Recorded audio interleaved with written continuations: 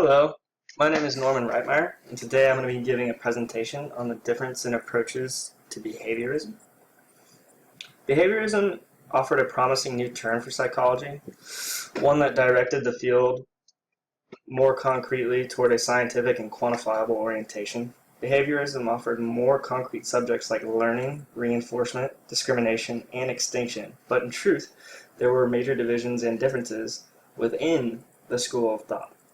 Divides grew over the importance of learning, principles of reinforcement, how to interpret the stimulus response system put forward by Watson, and more importantly, how to apply behaviorism to the real world. The divides didn't mean that behaviorism didn't flourish. One of McDougall's lectures not only speaks highly of Dr. Watson, but points out that the field was blooming. The chapter establishes this context because it is important to analyze not only the general arguments, but how these arguments came about. By studying the differences between ideas and crucial components and subjects of behaviorism, we can see how it grew and how these ideas have been applied to the real world. The chapter begins with the analysis of the foundational concepts that drive behaviorism. Then it turns into individual behaviors and examines the differences between them. The first foundational concept is that of learning. It showed promise as a tool in understanding and manipulating behavior. Closely linked to the behaviorist idea of learning is the deterministic influence. If a fear or attitude is conditioned, then as the book proposes, it could possibly be changed by understanding the principles driving or learning the acquisition of that behavior. The relationship between learning and determinism will come to a more detailed light while examining individual figures in behaviorism. How else could one achieve a more scientific and empirical basis for psychology, if not for precision and clarity? Percy W. Bridgman is credited with pushing for the attachment, or for attaching quantifiable measures to scientific terms.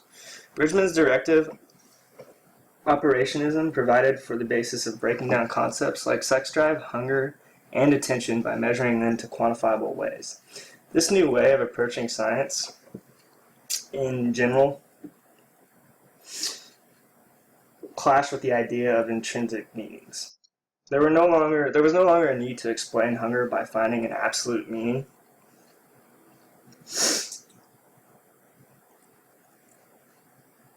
but rather to quantify and observe hunger with measures that are empirically sound.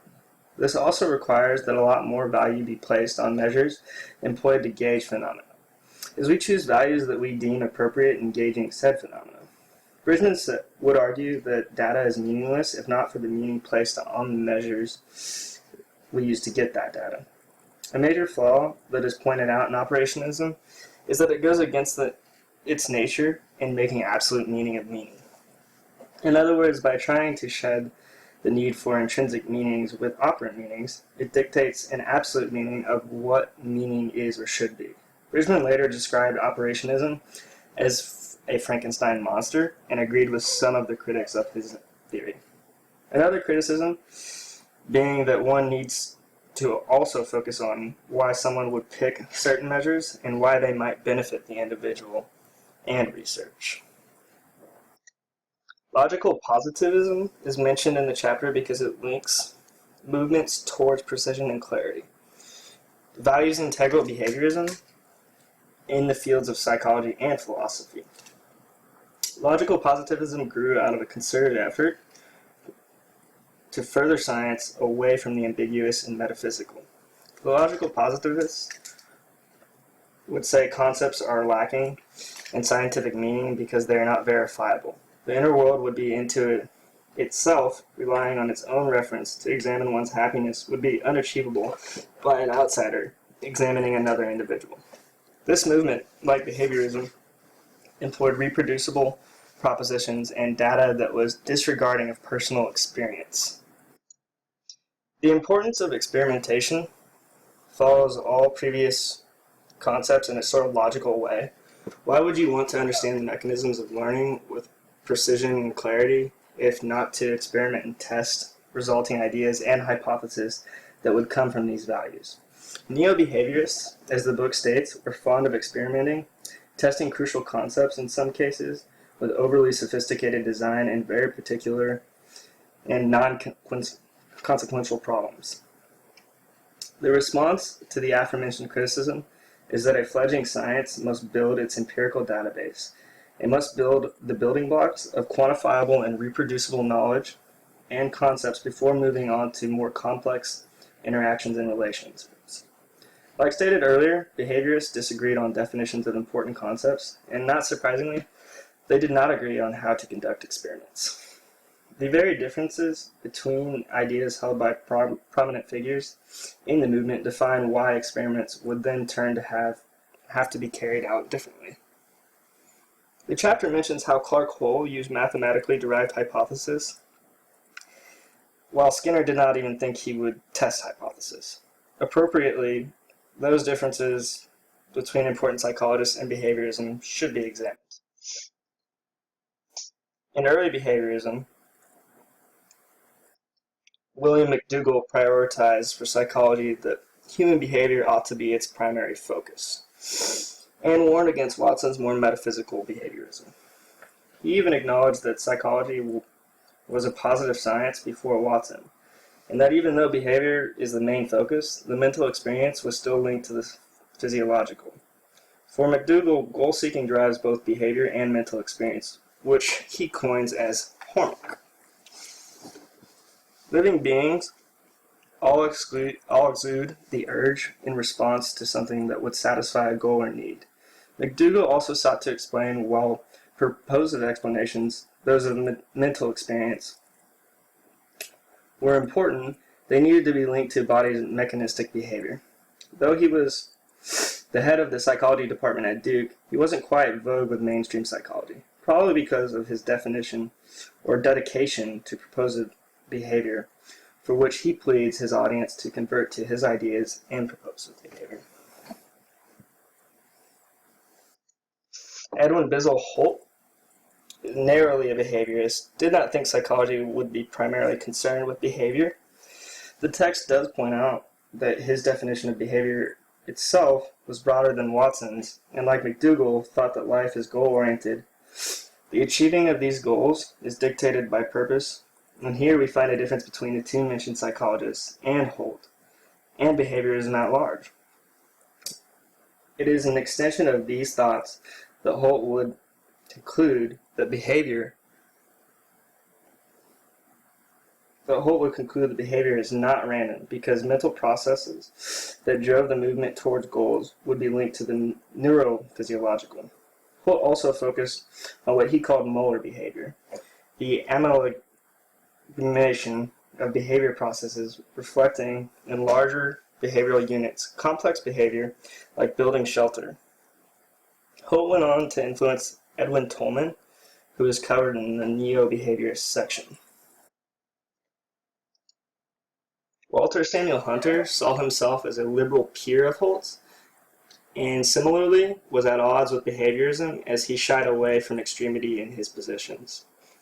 Hunter used the term anthroponomy rather than psychology simply because it was more accessible to the public. It is hard to realize what this has meant 100 years later, but I can imagine that psychology would incur public relation issues. Obviously, his terminology did not succeed with what is still in use today, but he did influence behaviorism. His approach in researching behavior was broad enough to include field observation and clinical studies, and realize the importance of applicable studies that would tie psychology to work ties, the military, etc. Hunter is recognized mostly by his work on delayed reactions of children and animals. The research he did showed that the delay between seeing a light above food and releasing an animal or child to go get the food was more successful if the delay was short enough to keep their orientation toward the food and light from dissipating. This test was used to test cognitive capabilities in a range of species, and later was asked and recommended by psychologists for studies on human-machine systems in World War II. He responded by basically saying that the morale and well-being of the men who operate the machines is just as important as the larger picture. Hunter's wide array of work illustrates how psychology fledged into science and to the point that its input was necessitated at a time of war.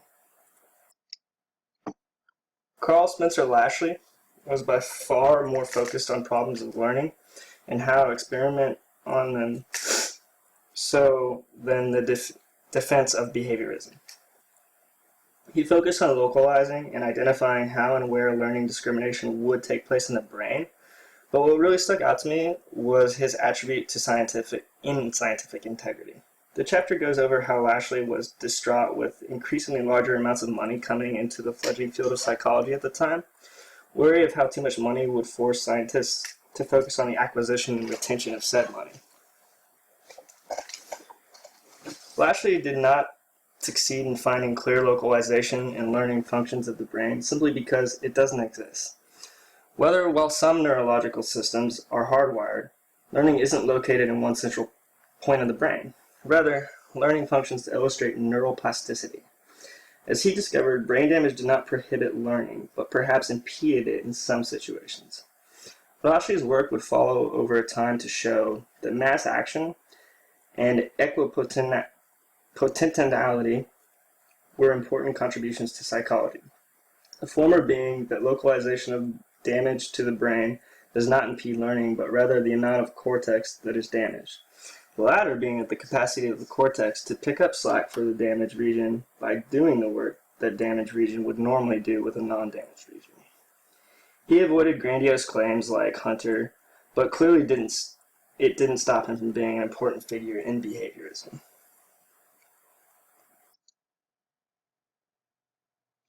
Lashley concludes the last of the early behaviorists and directs us towards neo-behaviorism, or a post-Watson behaviorism. The first psychologist in question mentioned earlier was Clark Leonard Hull, a noted psychologist who used mathematically derived hypothesis for his specialty, experimental psychology. Hull was also elected president of the American Psychological Association, and it made sense. He was prolific and was widely referenced in psychology, living up to names such as Pavlov and Watson. He made contributions to experimental psychology, stimulus-response psychology, and aptitude testing and hypnosis. In his interest with aptitude testing, he challenged some of Lashley's ideas, worked in the field of hypnosis for 10 years in Wisconsin, and put out a seminal book on the subject. His general behavior theory takes up several books and papers. His contributions to stimulus response psychology was that of bridging the variables driving SR interactions and illustrating that some stimulus have a stronger effect on behavior than others, or a stimulus intensity dynamism. Tie the variables, drive, fatigue, habit, strength, and incentive to stimulus, intensity dynamism, and his work comes alive. A potential response of multifaceted by influencing variables and other stimuli. Hull's behavior system included a law of reinforcement. Those stimuli that constrict stimulus for the drive variable are reinforcing. The book gives an example of food being a restricting stimulus on hunger, reinforcing the need for food to reduce the feeling of hunger. Hull's approach to experimental extinction, the time it takes for a conditioned response to stay intact if reinforcement ceases, was that it breaks down into reactive and conditioned inhibitions. In the most possibly simple terms, reactive inhibition builds up as more effort is needed, and this inhibition is relieved over time. Conditioned inhibition builds up as a reactive inhibition is reduced. That is to say that conditioned inhibition is reinforcement or the dissolution of reactive inhibition. Let's say resting after strenuous effort is required. The rest would be the reinforcement. Hull proposed that learning is a continual process and sought to find primary principles to explain mechanical behavior rather than use purpose, which he thought was a secondary principle. His idea with learning was that reinforcement played a large role, but it did not reduce his ideas to a single-factor explanation. So while he introduced several important new ideas about behavior, he did not hide from the fact that any one factor aforementioned would not be sufficient to explain any concept like learning. Critically, Hull was apparently overly scientific in his approaches, but in that vein, his contributions were necessary in fledging out behaviorism. Edwin Ray Guthrie was a skeptic of validity of truth through deduction. He avoided technical knowledge, intervening variables like Hull entertained, and counted upon actual actions taken by that being studied. His views on reinforcement contrast those of Hull's. Guthrie was cautious of multifaceted nature and the amount of factors that could account for learning. Guthrie put forward the law of contiguity, basically dictating that physical context, which is temporal or spatial dimensions necessary for learning, is more important than reinforcement for learning. For example, a close proximity of events by time or space, or both, might be necessary for learning a new response, or to sustain an expected response beyond this. Beyond this, Guthrie detailed that learning takes place in one event, and that all the learning takes place in these singular events might not all be completely visible. Guthrie also explains that the ideas of SR, stating that both stimulus and responses are comprised of multiple subunits. Guthrie redefined extinction as the adaptation of old stimuli with new responses, in some ways saying that knowledge isn't replaced, but rather new responses are learned, but the old knowledge is still there. One has to remember that contiguity, when discussing his thoughts on extinction, new responses would come from the fact that spatial or temporal dimensions are no longer the same as the ones that produce old responses. Guthrie also rejected mentalistic ideas toward insight, but appreciated the discoveries found by experiments focusing on insight. Guthrie also remembered it as practical, but his theory falters as it is too anecdotal in nature. Edward Chance Tolman, Holt's aforementioned student, also shares in common with all the behaviorists in examination the idea that behavior is the main concern of psychology. I point this out because Tolman, continuing some of Holt's ideas, rejected Watson's stimulus-response psychology and reiterated earlier voices in recognizing the role of purpose in explaining behavior. Watson was easy to reject at that time, though. His concepts had become outdated. He took a wide turn from Watson to come to his own system of moral behaviorism, that organisms act toward goals. Their behavior is purposive, meaning that there was no need to associate both behavior and psychological process, or physiological process. Not only was the behavior purposive, but also it had some sort of teachable quality and relationship between abilities of cognition and the behavior that is carried out. Tolman also went beyond the simplistic stimulus-response relationship in behavior. He introduced intervening variables, a physiological response that intervenes between stimulus response, and Tolman, in a similar vein to Guthrie, observes reinforcements does not influence learning, as was thought, but rather reinforcement acts on performance of the response. The book gives a great example of how this is replicated in latent learning experiments, basically giving lab rats a reward after a long exposure to maze without any reward showed that the introduction of a reinforce improved their performance in getting through the maze. The Latin learning experiment also shows a link between the earlier mentioned contiguity, spatial, and temporal played into the explanation of what happened with the rats. Tolman argued that extinction is the result of changes in expectancy. Whatever a new response is being learned would also change the old expectancy and establish a new expectancy once a new response becomes conditioned. Tolman also describes stimulus relationships while acknowledging the presence of importance to stimulus-response relationships. These stimulus-stimulus networks that form makeup of what Tolman called a cognitive map, we do not need respond to a singular stimulus, but rather a stimulus can act on stimulus.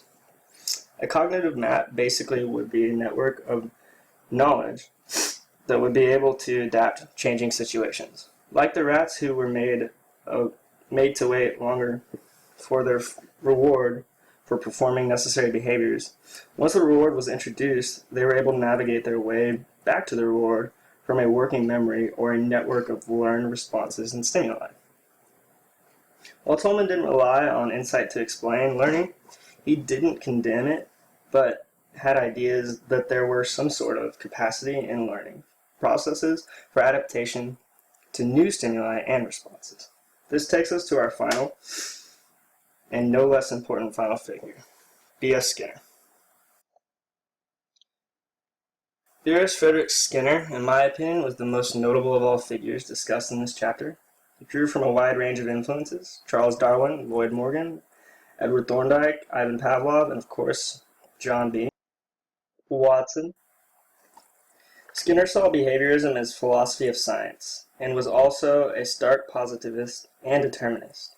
Along with this, he was against the study of minds, shooting down ideas that the mind and what happened within it were non-physical processes. Skinner clarifies that what is thought to be the mind or consciousness exists as a result of the individual's body. He would probably oppose Carradiner's comparison of psychoanalysis and psychology. In short, saying that psychoanalysis was a practical way of studying the mind. The main concepts for Skinner in his behaviorism are those of operant and respondent conditioning, the reinforcement and punishment. Operant conditioning is a product of Skinner's behaviorism. It is concerned mainly with the response and reinforcement rather than the Pavlovian conditioned and unconditioned stimuli. Skinner focused on changing behavior through reinforcement rather than conditioning stimuli. It is worth pointing out how Skinner also created some technical innovations, like the Skinner box, cumulative recorder, the air crib. He also worked on a computerized form of instruction and was contracted by the military to train pigeons to operate armed gliders.